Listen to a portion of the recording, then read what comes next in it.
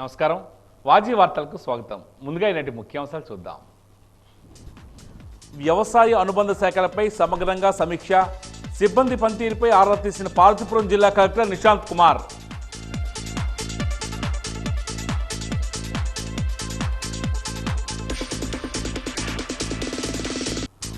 పాఠశాల బస్సుల ఫిట్నెస్ విషయంలో రాజీ పడే ప్రసక్తే లేదు. నిర్లక్ష్యం వహిస్తే కఠిన చర్యలు తప్పవన్న ఇన్ఛార్జ్ ఆర్టీఓ రమేష్.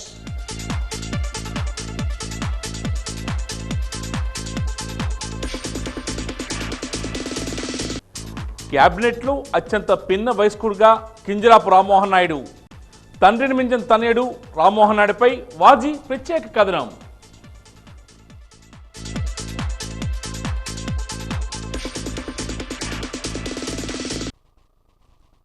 ఇక వివరాలకు వెళ్తే భారత ప్రధానమంత్రిగా నరేంద్ర మోడీ బాధ్యతలు స్వీకరించారు. ఢిల్లీలోని సౌత్ బ్లాక్లోని పిఎంఓ కార్యాలయంలో 3వ దఫా తన విధుల్ని మొదలుపెట్టేశారు. ఈ సందర్భంగా రైతులకే తొలి ప్రాధాన్యం ఇచ్చారు. పీఎం కిసాన్ నిధి విడుదల దస్త్రంపై తొలి సంతకం చేశారు. దీంతో 9.3 కోట్ల మంది రైతులకు 20,000 కోట్ల రూపాయల ఆర్థిక సహాయం అందుతుంది. మా ప్రభుత్వం రైతుల సంక్షేమానికి కట్టుబడి ఉంది. బాధ్యతలు స్వీకరించిన తర్వాత తొలి సంతకం వారి సంక్షేమానికి సంబంధించిందే కావడం విశేషం. రాబోయే రోజుల్లో వ్యవసాయ రంగానికి, కర్షకుల సంక్షేమంపై మా ప్రభుత్వం మరింత దృష్టి సారిస్తుందని సంతకం చేసిన తర్వాత మోడీ వెల్లడించారు.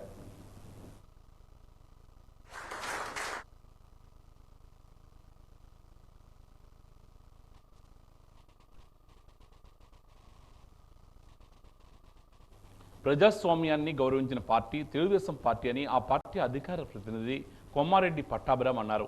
వైకాపా అధికారంలోకి ఉండగా కూటమి పార్టీలంతా కలిసి ప్రజాస్వామ్య పరిరక్షణ ఉద్యమాన్ని చేపట్టాయని చెప్పారు. రాష్ట్రంలో ప్రజాస్వామ్యాన్ని బతికించామన్నారు. అమరావతిలోని తెలుగుదేశం పార్టీ కేంద్ర కార్యాలయంలో నిర్వహించిన మీడియా సమావేశంలో పట్టాభి మాట్లాడారు. వైకాపా నేతలు చేస్తున్న ఆరోపణలపై ఆగ్రహం వ్యక్తం చేశారు. హింసను తెలుగుదేశం పార్టీ ప్రేరేపించదు, రాష్ట్రంలో ఎక్కడా భౌతిక దాడులు జరగవని ఆయన అన్నారు.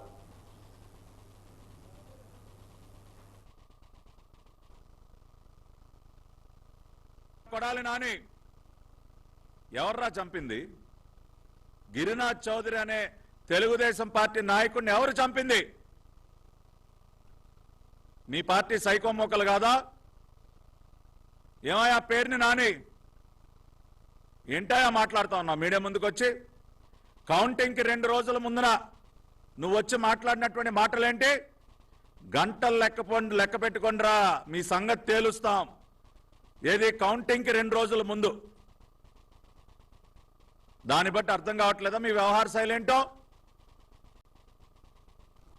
ఒక పక్కన ఇటువంటి దారుణాలు చేస్తూ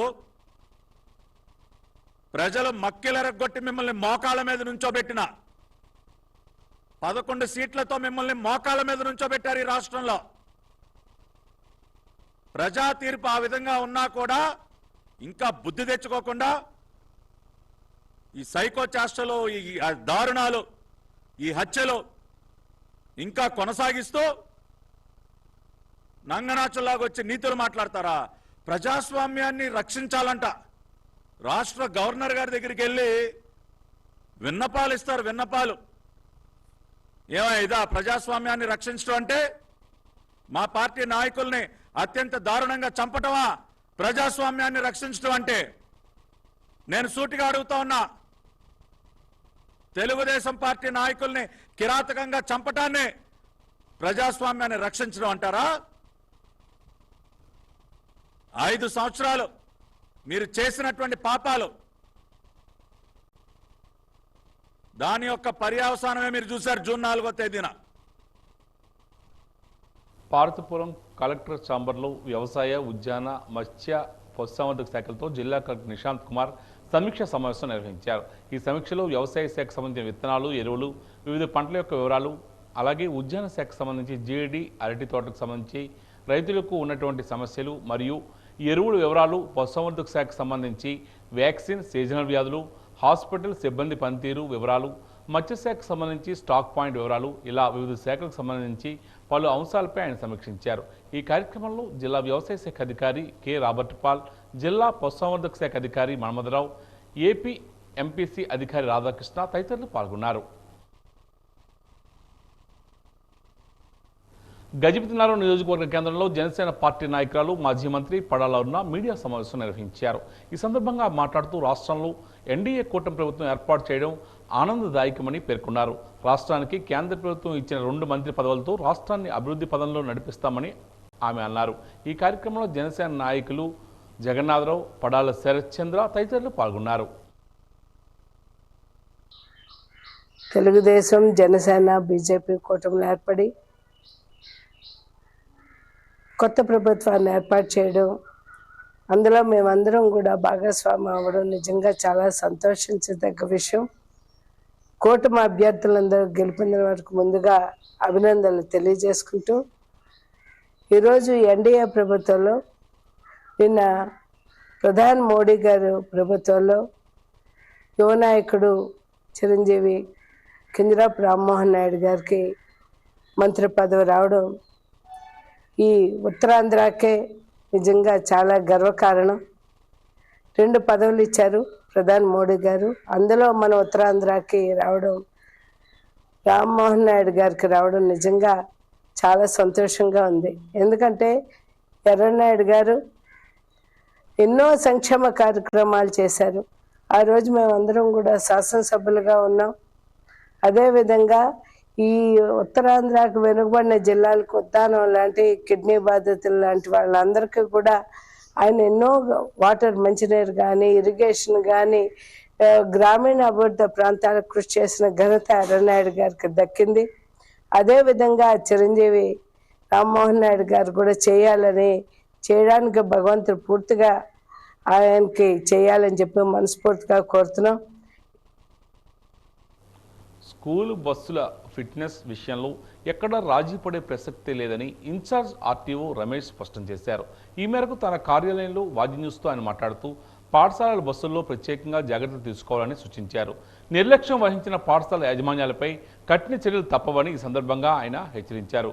ప్రతి బస్సుకి ఫిట్నెస్తో పాటు బస్సులో ఫస్ట్ ఎయిడ్ బాక్సు, బస్సులో ప్రయాణించే విద్యార్థుల పేర్లతో కూడిన లిస్టు, ఏ రూట్లో ఏ డ్రైవర్ వెళ్తున్నారో వారి ఫోటోతో కూడిన పూర్తి వివరాలు ఖచ్చితంగా ఉండేలా చర్యలు చేపట్టాలని తెలియజేశారు.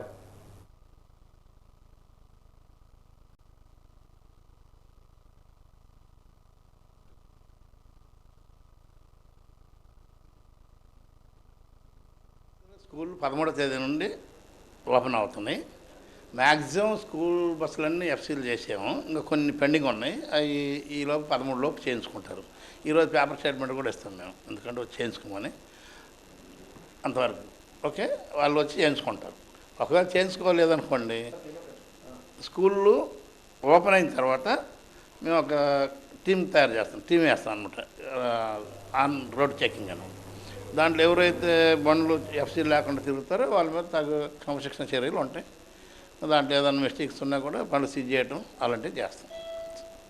ఎఫ్సీకి ఏంటంటే స్టిక్కర్స్ ఉండాలి, ఎల్లో స్టిక్కర్స్ ఉండాలి, వైట్ స్టిక్కర్స్ ఉండాలి, మిగిలిన సిగ్నల్ లైట్స్ అన్ని పనిచేయాలి, ఫుట్బోర్డు ఒకటి ఉండాలి 1 ఫీట్ హైట్లోనే, సీట్లు కరెక్ట్గా ఉండాలి, ఎమర్జెన్సీ డోర్ ఉండాలి, స్టూడెంట్స్కి ట్రాక్లు ఉంటాయి, సీట్ పక్కన బుక్స్ పెట్టుకోవడానికి ట్రాక్స్ ఉండాలి, ఫస్ట్ ఎయిడ్ బాక్స్ ఒకటి ఉండాలి, తర్వాత ఫైర్ ఎక్స్టింగ్విషర్ సర్టిఫికేట్ ఒక సిలిండర్ ఒకటి ఉండాలి, తర్వాత హ్యాండ్ బ్రేక్స్ ఉండాలి, ఆ తర్వాత గేజ్లన్నీ పనిచేయాలి, డ్రైవర్ లైసెన్స్ ఉంటే డ్రైవర్ అక్కడ అటెండెంట్ అని ఒక అతను ఉంటాడు, సేవ్ పిల్లల్ని కేర్ టేకర్, అతను పేరు రాయాలి, ఎంతమంది స్టూడెంట్స్ ఆ బస్సులో ఉంటున్నారని ఆ స్టూడెంట్స్ లిస్ట్ మొత్తం పేర్లతో సహా వస్తుంది. ఈ class suppose 6th class section ఏ అనుకోండి, ఆ సెక్షన్లో ఆ బస్సులో ఎవరెవరు వెళ్తున్నారో వాళ్ళ స్టూడెంట్స్ పేర్లు రాయాలి. దాంట్లో ఏ ఒక్కటి వైలేషన్ చేసినా కూడా మేము ఎన్ఫోర్స్మెంట్ చేసేసి క్రమశిక్షణ చర్యల కింద కేసులు రాసి బుక్ చేసి పంపిస్తాం. కేంద్ర మంత్రిగా కింజరాపు రామ్మోహన్ నాయుడికి కేంద్ర పౌర విమానయాన శాఖ కేటాయించడం శుభ పరిణామం. తొలిసారి కేంద్ర మంత్రి పదవి సాధించడమే కాక ఈ కేబినెట్లో అత్యంత పిన్న వయస్కుడిగా ఉన్న రామ్మోహన్ నాయుడిపై వాజీ అందిస్తున్న ప్రత్యేక కథనం మీకోసం. కేంద్ర మంత్రిగా ప్రమాణ స్వీకారం చేసిన కింజరాపు రామమోహన నాయుడు 1987 డిసెంబర్ 18వ తేదీన శ్రీకాకుళం జిల్లా కోటబొమ్మాలి మండలం నిమ్మాడ గ్రామంలో కింజరాపు ఎర్రనాయుడు విజయకుమారి దంపతులకు జన్మించారు. రామ్మోహన్ నాయుడు ప్రాథమిక విద్యను శ్రీకాకుళంలో పూర్తి చేయగా 10వ తరగతి ఇంటర్మీడియట్ ఆయన ఢిల్లీలోని ఆర్కేపురం పబ్లిక్ స్కూలులో పూర్తి చేశారు. అప్పటి ఆయన తండ్రి ఎర్రన్నాయుడు ఎంపీగా ఎన్నికై ఢిల్లీలో ఉండడంతో రామ్మోహన్ నాయుడు 8వ తరగతి నుంచి ఇంటర్మీడియట్ వరకు ఢిల్లీలోనే చదువుకున్నారు. ఆ తర్వాత ఎలక్ట్రికల్ ఇంజనీరింగ్ యుఎస్ఏలో పూర్తి చేసి తర్వాత ఎంబీఏ కూడా అమెరికా యూనివర్సిటీలో పూర్తి చేశారు. ఆయన సింగపూర్లో కొంతకాలం ఒక కంపెనీలో పనిచేశారు. 2012 నవంబర్ 2వ తేదీన ఎర్రంనాయుడు విశాఖపట్నంలోని ఒక వివాహానికి వెళ్లి తిరిగి వస్తూ ఉండగా రణస్థలం వద్ద రోడ్డు ప్రమాదంలో తీవ్రంగా గాయపడి మృతి చెందారు.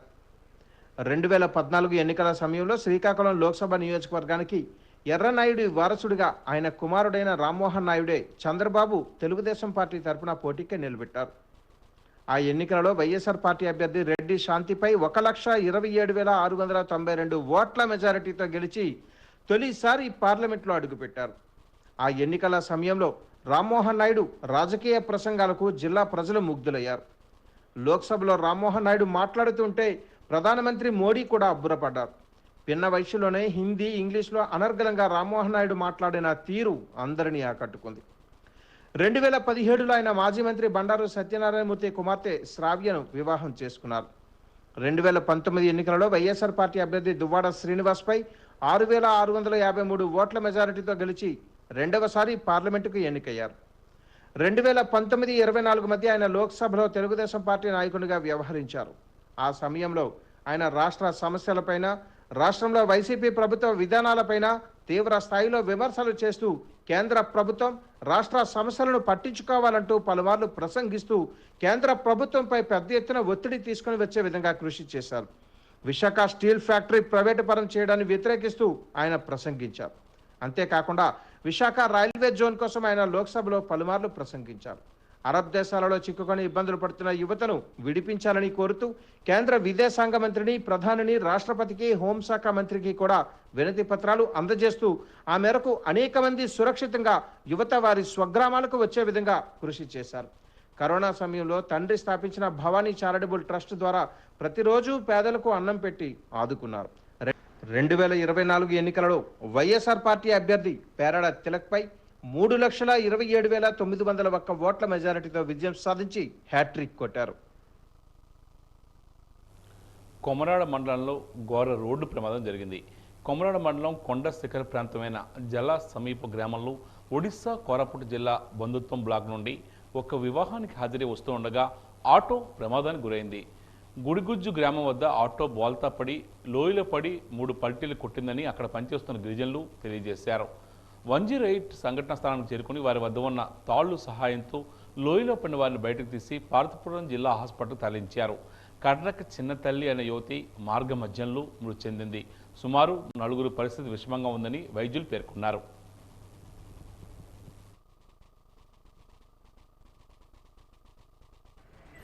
గుజ్జాబడి మ్యారేజ్ పెళ్లి కూతురు తరపులు అనుకుంది. మ్యారేజ్ అయిపోయి ఇప్పుడు రిటర్న్ వెళ్తున్నాగా మార్నింగ్ ఆటో బ్రేక్ పట్టక లోయలోకి పార్టీకి వచ్చింది. 16 మంది బాగా గాయాలతో ఉన్నారు. ఏ ఊరు నుండి ఏ ఊరికి వెళ్తాను? వీళ్ళు ఏ ఊరు ఒరిస్సా అనమాట. ఏ ఊరు? కవిటి. వారి ఊరి పేరు కవిటి. అమ్మాయి తరపులు. పెళ్లి కూతురికి నైట్ 11:30కి మ్యారేజ్ అయిపోయింది. మార్నింగ్ చేసి బయలుదేరుతుండగా రిటర్న్ వాళ్ళ ఊరు ఒరిస్సాకి వెళ్తుండగా ఆటో దారిలోనే పాలిటికి వచ్చింది. హిందూపురం శాసనసభ్యులు ప్రముఖ నటుడు నందమూరి బాలకృష్ణ పుట్టినరోజు సందర్భంగా ఈరోజు జిల్లా నందమూరి అభిమాన సంఘం ఆధ్వర్యంలో విజయనగరంలో ఘనంగా వేడుకలు నిర్వహించారు. విజయనగరం ప్రేమ సమాజంలో కేక్ కట్ చేసి అనంతరం వారికి పండ్లు, రగ్గులు పంపిణీ చేశారు. ఈ సందర్భంగా సంఘం అధ్యక్షుడు కాగిత శ్రీనివాసరావు మాట్లాడుతూ రాజకీయాల్లో రాణించడమే కాకుండా నందమూరి బసవతారకం ట్రస్ట్ ద్వారా వేలాది మందికి సాయం చేస్తున్న బాలకృష్ణ స్ఫూర్తి ప్రదాతని పేర్కొన్నారు. ఐవీపీ రాజు ఈ సందర్భంగా మాట్లాడుతూ ఈరోజు నందమూరి అభిమానులకు పండుగ రోజని, ఎన్టీఆర్కి నిజమైన వారసుడు బాలకృష్ణ అని తెలియజేశారు. ఈ కార్యక్రమంలో సంఘం ఉపాధ్యక్షుడు బంటుపల్లి రమేష్, కార్యదర్శి కనకల మన్మధరావు, ట్రెజరర్ కె రమణ తదితరులు పాల్గొన్నారు.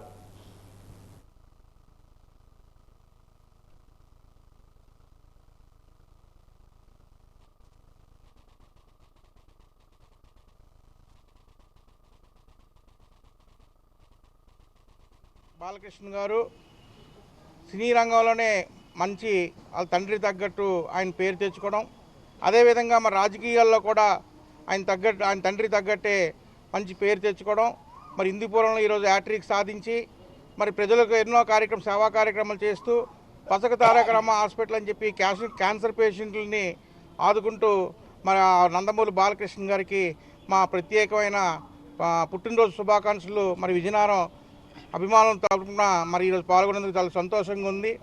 ఇవాళ 64వ జన్మదిన శుభాకాంక్షలు బాలకృష్ణ గారికి మొత్తం అభిమానులందరూ కూడా తెలుపుతూ ఈ ప్రేమ సంవాదం ద్వారా ఒక కార్యక్రమాన్ని మేము చేస్తున్నాం. దానికి దుప్పట్లు పళ్ళు పంపిణీ పేదవాళ్ళకి చేసాం.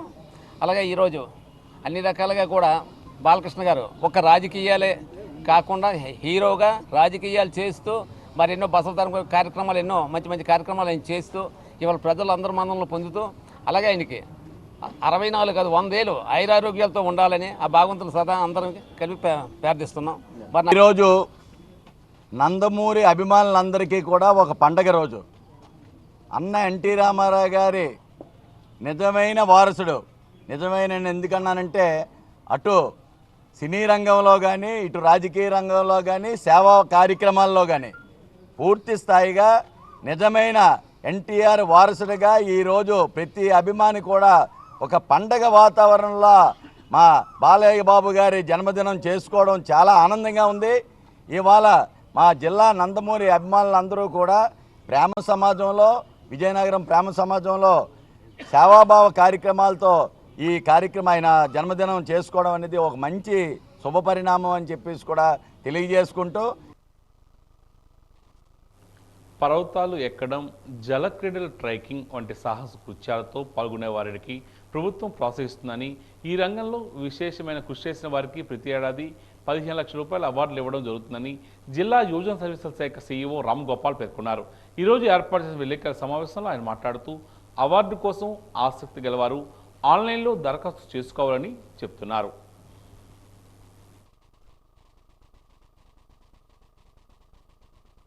భారత యువజన సర్వీసుల శాఖ 2021, 22, 23 గత 3 సంవత్సరాల్లో మన భూ వాయు సాహస కృత్యాలు అంటే పర్వతాలు ఎక్కడం కానీ, జలక్రీడలు కానీ, ఏమైనా సాహస కృత్యాలు ట్రెక్కింగ్ కానీ ఇటువంటి క్రీడాంశాల్లో పాల్గొనే క్రీడాకారులు సాహస కృత్యాల్లో పాల్గొనే వారికి ప్రతి సంవత్సరము 15 లక్షల అవార్డు ఇవ్వడం జరుగుతుందండి. ఆ అవార్డుకి ఎవరైతే ఇంట్రెస్ట్ ప్రజెంట్ కొంతమంది వెళ్తూ ఉంటారు, వాళ్ళు ఎవరైతే ఇంట్రెస్ట్ ఉందో వాళ్ళని ఆన్లైన్లో అప్లై చేయమని 14th లోపు అప్లై చేయమని అడగడం జరిగింది. మేము రాష్ట్రపతి చేతుల మీదుగా ఈ అవార్డు ఇవ్వడం జరుగుతుంది. ఎవరైనా మన జిల్లా విజయనగరం జిల్లా అండ్ పార్వతీపురం జిల్లాలో ఈ క్రీడాంశాల్లో ఆల్రెడీ పత్రికా ప్రకటన ఇవ్వడం జరిగింది. ఆ క్రీడాంశాల నిష్ణాతులు అండ్ ఔత్సుక యువతి యువకులు ఎవరైనా ఉంటే అప్లై చేసుకోవచ్చు. ఆన్లైన్లో లింక్ కూడా ఇవ్వడం జరిగిందండి. అలా ఫిజికల్గా మా సెట్విజ్ ఆఫీస్ పంపించినా సరే మేము మా హెడ్ ఆఫీస్ పంపించడం జరుగుతుంది. ప్రతి సంవత్సరం పద్మ అవార్డ్స్ సెంట్రల్ గవర్నమెంట్ ఇవ్వడం జరుగుతుంది. వివిధ రంగాలు అంటే సాహిత్యము, కళలు, క్రీడలు, అదేవిధంగా science and technology and business and social work ఇలా వివిధ రంగాల్లో నిష్ణాతులైన పెద్దలకి, ఎన్జిఓస్కి కేంద్ర ప్రభుత్వం ప్రతి సంవత్సరం పద్మశ్రీ, పద్మభూషణ్, పద్మవిభూషణ్, భారతరత్న అవార్డులు ఇవ్వడం జరుగుతుంది. దానికి కూడా ప్రభుత్వం వారు దరఖాస్తులను ఆహ్వానించమని యూత్ సర్వీస్ డిపార్ట్మెంట్ కోవడం జరిగిందండి. కూడా మేము అవి వస్తే మాకు దరఖాస్తులు వస్తే మేము ఇక్కడి నుంచి మళ్ళీ మేము స్క్రూటినీ చేసి పంపించడం జరుగుతుంది. ఈ అవకాశాన్ని మన ఉమ్మడి జిల్లాలో విజయనగరం, పార్వతీపురంలో ఉన్న పెద్దలు, ఈ సంబంధిత నిష్ణాతులు ఉపయోగించుకోవాలని మీ ద్వారా మేము కోరుతున్నాం. వాతావరణంలో ఇటీవల కాలంలో పలు మార్పులు సంభవిస్తున్న నేపథ్యంలో ప్రజలు జాగ్రత్తలు తీసుకోవాలని ప్రభుత్వ హోమియో వైద్యులు చైతన్య స్వప్న సూచించారు. ఈరోజు వాజీ న్యూస్తో మాట్లాడుతూ ఎండలో అవసరం లేకుండా తిరగకూడదని, ఎండలో బయటకు వెళ్ళేటప్పుడు టోపీ ధరించాలని సూచించారు. తెల్లటి బట్టలు ధరించాలని, ఉదయం 10 గంటల లోపే అవసరమైన కార్యక్రమాలు పూర్తి చేసుకోవాలని, అవసరం లేకుండా ఎండలో తిరగకూడదని సూచించారు.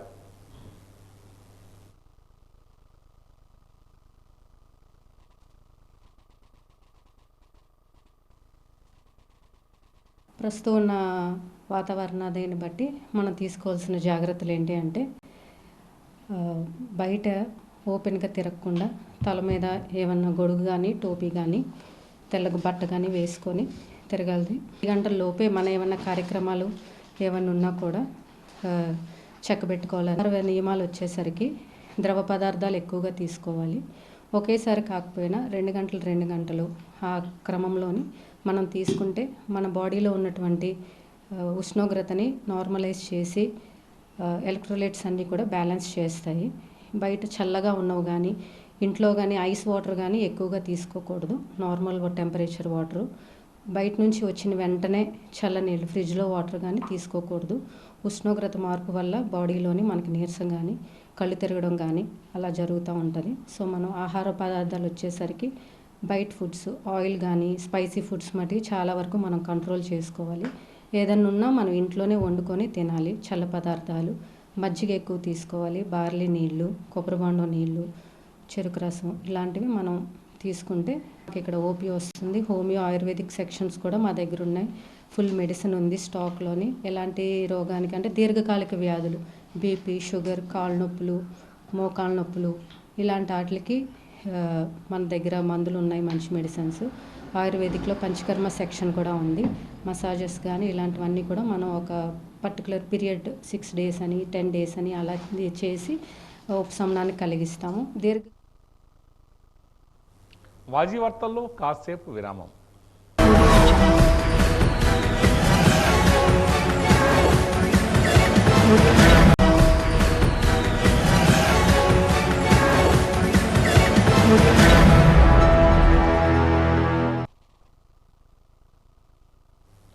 అక్షర యోధుడు ఈనాడు సంస్థల అధినేత రామోజీరావు మృతికి విజయనగరం జర్నలిస్టులు అశ్రు నివాళులర్పించారు.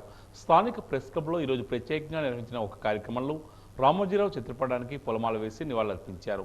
ఆయన ఆత్మకు శాంతి చేకూరాలని ఈ సందర్భంగా పాత్రికేయులు 2 నిమిషాలు మౌనం పాటించారు.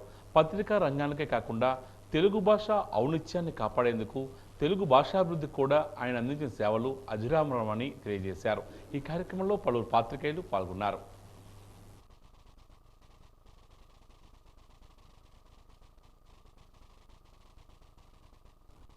ఈనాడు గ్రూపుల వ్యవస్థాపకులు మీడియా మొగల్ శ్రీ రామోజీరావు గారు మరణం అనేది పాత్రికేయ రంగానికైతే తీరని లోటు. ఎందుకంటే ఆయన ఒక సాధారణ కుటుంబం నుంచి ఈరోజు ఇంతటి అత్యున్నత స్థాయికి చేరుకొని ఎంతోమందికి స్ఫూర్తిదాయకంగా నిలిచిన ఆయన జీవితం అనేది ఎంతోమందికి స్ఫూర్తిదాయకంగా నిలుస్తుంది. అలాగే ముఖ్యంగా పాత్రికేయ రంగంలో ఆయన చేసిన కృషి ఇంతవరకు కూడా ఎంతోమంది పాత్రికేయులు అయితే ఆయన వద్ద నుంచి శిష్యరకం పొంది ఈరోజు వివిధ మీడియా సంస్థల్లో పనిచేస్తున్నారంటే అదంతా ఆయన చేసిన కృషి. ఈనాడు జర్నలిజం స్కూల్ పెట్టి ఎంతోమందిని వేలాది మందిని పాత్రికేయులుగా తయారు చేశారు. ఈరోజు ఎన్నో మీడియా సంస్థలు ఉన్నా సరే ప్రతి మీడియా సంస్థలు కూడా ఈనాడు చెందిన పాత్రికేయులు కూడా అక్కడ పనిచేస్తున్నది గర్వకారణం నిలవచ్చు. చెరుకూరి రామోజీరావు గారు ఆయన ఒక వ్యక్తి కాదు, ఒక పెద్ద వ్యవస్థ. ఆయన వందలు కాదు, వేలు కాదు, లక్షల మందికి జీవనోపాధిని కల్పించిన మహా మనిషి. అలాంటి మనిషి ఈరోజు మనందరికీ దూరం కావటం చాలా బాధాకరం. ఈనాడుతో పాటు అనేక పత్రికలు కావచ్చు, లేకపోతే మంత్లీ మ్యాగజైన్స్ కావచ్చు ఏర్పాటు చేసి అందరికీ చేరువయ్యే విధంగా ఆయన ప్రజల గుండెల్లో ఒక స్థానం పొందారు. అలాగే ఒక గుర్తింపు పొందిన సంస్థ అది. అలాంటి సంస్థ ఏర్పాటు చేయటము, అదేవిధంగా మన తెలుగు వ్యక్తి అయి ఉండి తెలుగు కోసం అహర్నిశలు పాటుపడి ఈ రోజుకు కూడా ఈనాడులో తెలుగు తప్ప మరో ఇంగ్లీష్ పదం కనిపించడం లేదు అని అంటే ఆయన తెలుగుని ఆయన అంత ప్రోత్సహించిన వ్యక్తి, తెలుగుని ఆయన అంతగా అభిమానించిన వ్యక్తి మరొక రెండరనే చెప్పాలి. ఈరోజు ఆయన మనందరికీ దూరం కావడం బాధాకరం. బాధాతప్త హృదయంతో ఆయనకు నివాళులు తెలియజేస్తున్నాం. తెలుగు జర్నలిజానికి ఒక దిక్సూచిగా నిలిచినటువంటి ఆ మహనీయునికి నివాళులర్పించడం అనేటటువంటిది జర్నలిస్టులుగా మా బాధ్యత. ఆ బాధ్యతను ఈరోజు నిర్వర్తించామనుకుంటున్నాం. ఎందుకోసం అంటే కేవలం తెలుగు జర్నలిజంకే మాత్రమే రామోజీరావు గారు పరిమితం కాదు. వ్యాపార రంగంలో అనేక కోణాలని ఆయన ఇలా వ్యాపారం చేయాలనేటటువంటిది కూడా దిశానిర్దేశం చేశారు. అదేవిధంగా కళాకారులకి ఎంతో ఆయన వెన్నుదన్నుగా నిలిచారు. కళాకారులకి స్ఫూర్తిగా ఆయన అనేకమైనటువంటి సేవలు అందించారు. అందుకే ఈరోజు కేవలం తెలుగు జర్నలిజంలో ఉండేవారు కాకుండా ప్రపంచంలోని అనేక విభాగాలకు సంబంధించినటువంటి వారు రామోజీరావు గారికి జోహార్లు అర్పించడం ఈ తెలుగు నేలకు తెలుగు జాతికి గర్వకారణంగా భావిస్తున్నాం. గజపతి నగరం మండలంలోని పురిటిపెంట గ్రామంలో ప్రధానమంత్రి ఆవాస్ యోజన పథకం ద్వారా మంజూరైన కాలనీస్లో కేంద్ర ప్రభుత్వ బృంద సభ్యులు సందర్శించారు. లబ్ధిదారులతో మాట్లాడారు. కేంద్ర ప్రభుత్వం అందించిన పథకం ద్వారా ప్రజలు ఆనందంగా ఉన్నారా, పథకంలో ఏమైనా సమస్యలు ఉన్నాయా అనే అంశంపై కాలనీ వాసులతో వారు మాట్లాడారు. ఈ సందర్భంగా కాలనీ వాసులు మాట్లాడుతూ ప్రధానమంత్రి ఆవాస్ యోజన పథకంలో మంజూరు చేసిన నిధులు చాలడం లేదని, నిధులు పెంచాలని వారు కోరారు. కాలనీలో ప్రధానంగా రోడ్లు, కాలువలు లేవని వాటిని మంజూరు చేయాలని కోరారు. కాలనీలో వేసిన విద్యుత్ వైర్లు, ట్రాన్స్ఫార్మర్లు ఇళ్ల నిర్మాణాలకు ఆటంకంగా ఉన్నాయని వాటిని సరిచేయాలని తెలియజేశారు. ఈ కార్యక్రమంలో కేంద్ర ప్రతినిధుల బృందం సభ్యులు వైపీ సింగ్, ఎల్ఎన్ వాద్రా, ఆర్డీఓ సూర్యకళ, తహసీల్దార్ వెంకట రమేష్ తదితరులు పాల్గొన్నారు.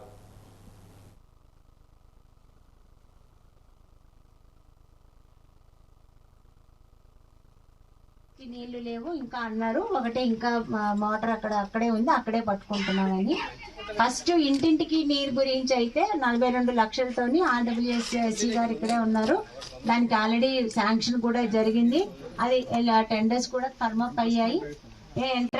టెండర్స్ కూడా అయిపోయాయి. కాంట్రాక్టర్ కూడా వచ్చేసారు. మీకు రేపు నుంచి వర్క్ స్టార్ట్ అవుతుంది. మీ ఇంటి దగ్గరికే నీళ్ళు వస్తాయి. అలాగే ఇప్పుడు కాలువలు లేవు, రోడ్లు లేవు అన్నదానికి కూడా హౌసింగ్ వాళ్ళు చెప్పింది అది దానికి కూడా ప్రావిజన్ చేశారు. పంచాయతీరాజ్ డిపార్ట్మెంట్కి శాంక్షన్కి పంపించారు. అవి రాగానే ఆ డ్రైన్స్ ప్లస్ రోడ్లు కూడా మీకు వచ్చేస్తాయి. ఈ మెయిన్గా ఇష్యూ రేజ్ చేసిన ప్రాబ్లమ్స్లో ఇవి చెప్పారు. ఇవి కాకుండా ఏమన్నా ఉంటాయి అంటే మీకు ఇంటింటికి కుళాయి కానీ రోడ్లు కానీ డ్రైన్స్ కానీ కాకుండా ఇండివిజువల్గా ప్రాబ్లం ఆవిడ చెప్పారు. అది రిజాల్వ్ చేస్తాము.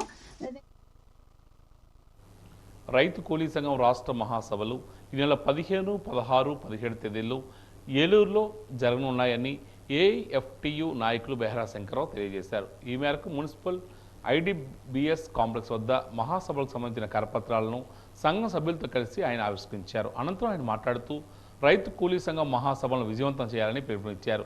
ఈ నెల 15వ తేదీన రాష్ట్రం అంతటా తరలివచ్చి రైతు కూలీలతో ఏలూరు పట్టణంలో భారీ ప్రదర్శన అనంతరం ఏలూరు మున్సిపల్ ఆఫీస్ వద్ద బహిరంగ సభ నిర్వహించడం జరుగుతుందని తెలియజేశారు. ఈ కార్యక్రమంలో ఆటో యూనియన్ జిల్లా అధ్యక్షుడు రెడ్డి నారాయణరావు తదితరులు పాల్గొన్నారు.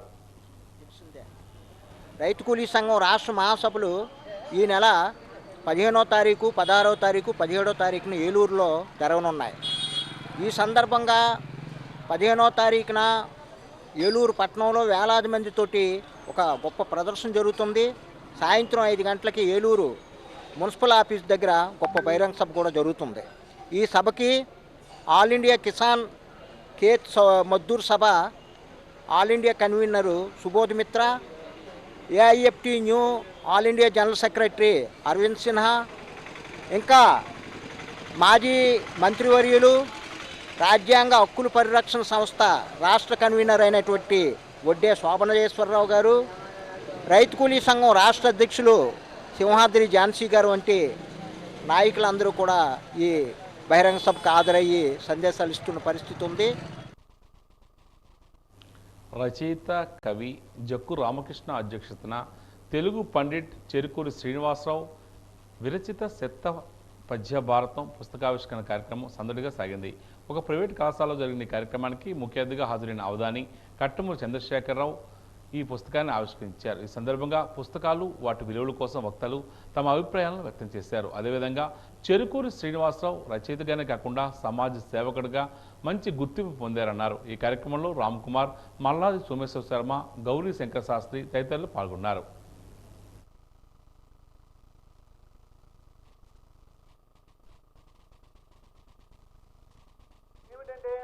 ధర్మంగా మనం ఉన్నట్టయితే డబ్బు లేకపోయినా మనకు అన్నీ సంభవిస్తాయి అని చెప్పడానికి ఈ అక్షయ పాత్ర.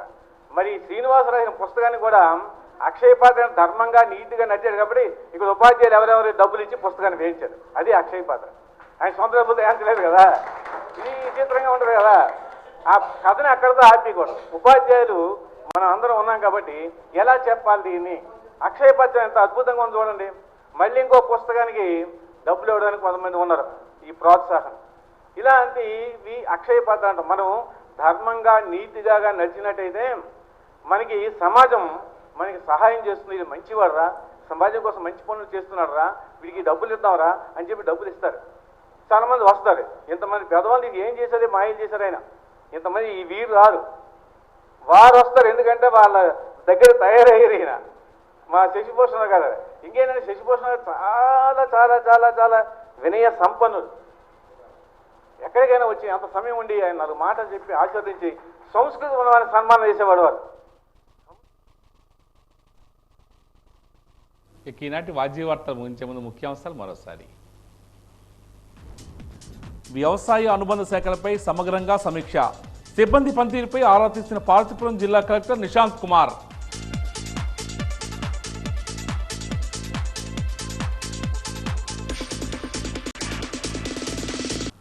పాఠశాల బస్సుల ఫిట్నెస్ విషయంలో రాజీ పడే ప్రసక్తే లేదు. నిర్లక్ష్యం వహిస్తే కఠిన చర్యలు తప్పవన్న ఇన్ఛార్జ్ ఆర్టీఓ రమేష్.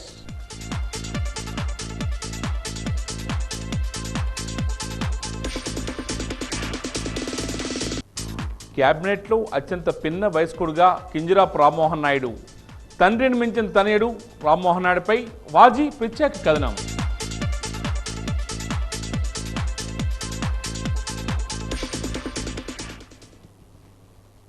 వాజీ వార్తలు ఇంతటితో సమాప్తం. నమస్కారం.